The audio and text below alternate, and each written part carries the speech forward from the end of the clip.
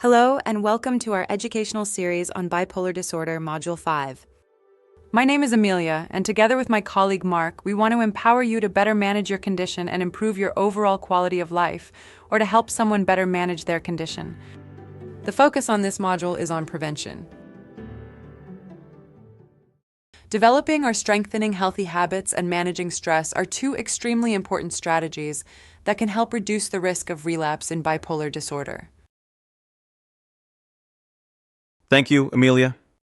During this final module, our goal is to improve your understanding of the importance of healthy habits, structure, and routine for the management of bipolar symptoms. Another goal is to help you understand the importance of managing stress.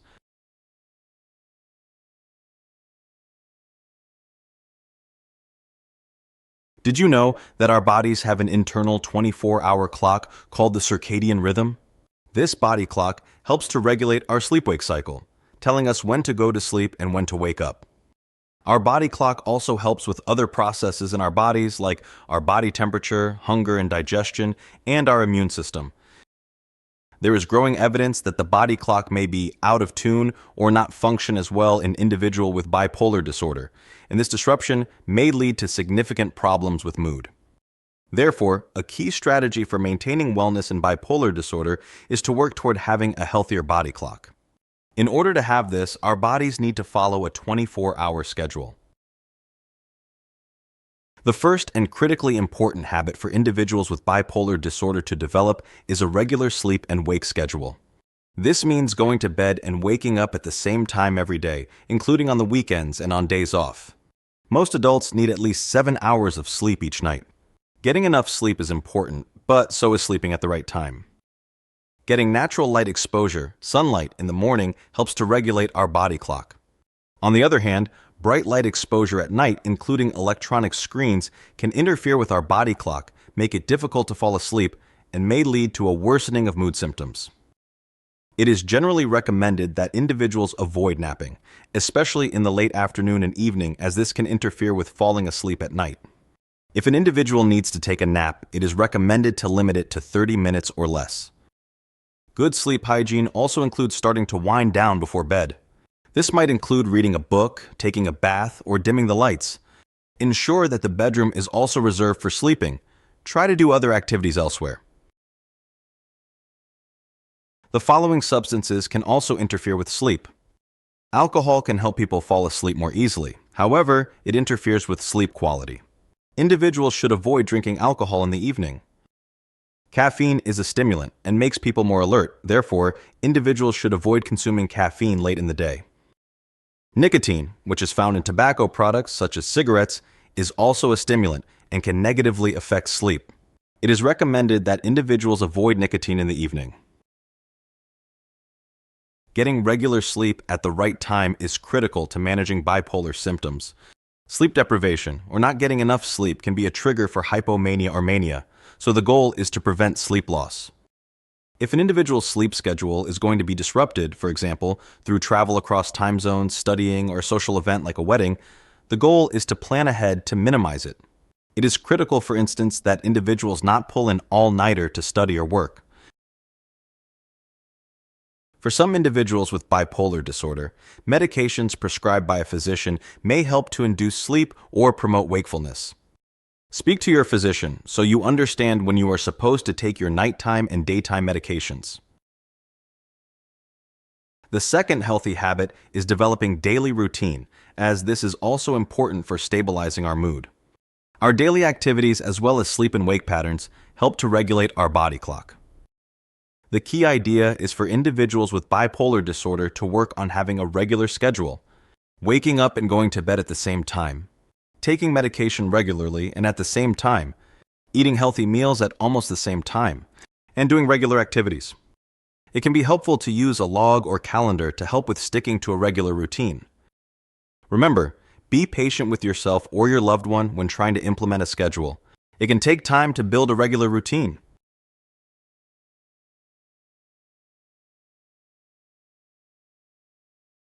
Let's now talk about the second goal of this module, the importance of managing stress. Research shows that stress is a significant factor that can lead to a worsening of symptoms in bipolar disorder. Hypomanic or manic episodes or periods of depression can be triggered by stressful life events. When people with bipolar disorder learn how to manage stress better, it can help them stay well. Stress is a less enjoyable but unavoidable part of life.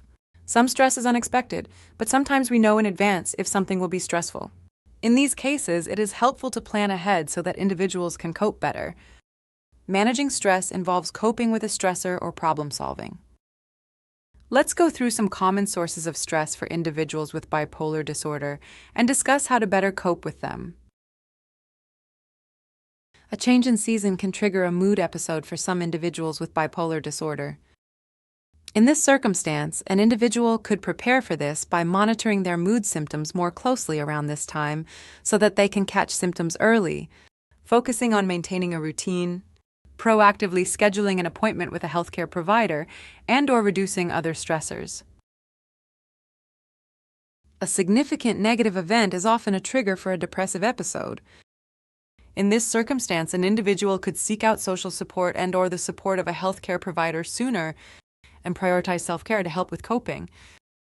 Prioritizing self-care means reducing or delegating tasks, saying no to unnecessary commitments, and focusing on the most important tasks. It also means prioritizing taking care of oneself. A positive event can also trigger a mood episode, particularly hypomania or mania. This might include getting a promotion, falling in love, or going on vacation. These types of events can interfere with sleep or lead to thoughts of stopping medication. In this circumstance, an individual or loved one could monitor their mood symptoms and number of hours slept each day, ensure they are maintaining a regular sleep-wake schedule, continue to take medication, and connect with a healthcare provider if they notice any early warning signs of hypomania or mania. Hormonal changes during the menstrual cycle, pregnancy, or the postpartum period can trigger a mood episode. It can be helpful for individuals who menstruate to be aware that mood symptoms can worsen around the menstrual cycle. Individuals can prepare for this and focus on reducing other stressors. During pregnancy or after childbirth is an especially vulnerable time because of disruptions in sleep. Family or professional support to help with nighttime feeding can help to reduce the risk of a relapse. Feeling overwhelmed by too many demands or too many things to do can also trigger a mood episode in some individuals. In this circumstance, an individual can take action to reduce their demands. This could look like prioritizing tasks, asking for support from a loved one, or rescheduling unnecessary appointments. The goal is to keep stress levels low enough so that individuals can manage them. We will now turn our attention to problem solving. Problems, small and large, are a normal part of life. Everyone, not only those with bipolar disorder, have problems they have to deal with. It is important for individuals with bipolar disorder to learn how to problem solve, because small problems can grow into more serious problems if they are avoided and contribute to significant stress. In order to help cope with problems, individuals can learn how to better problem solve. Problem solving generally involves 6 steps. 1. Identifying and defining the problem to solve.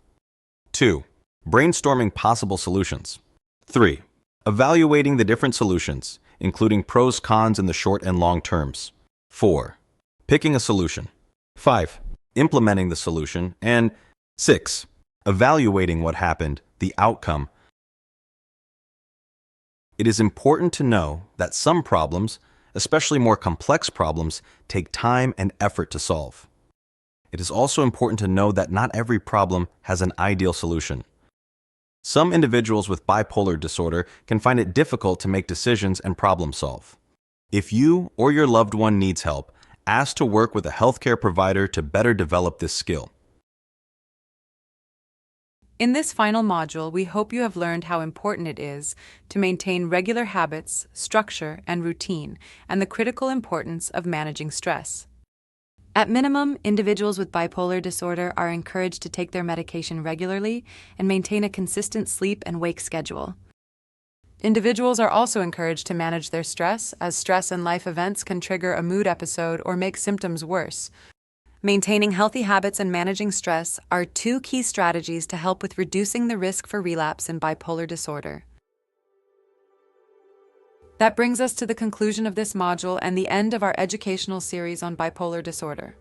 The more you and your loved ones understand bipolar disorder and how it is treated, the better you will be able to manage it. Come back to this educational series as many times as you need to support yourself or a loved one. It is a great resource,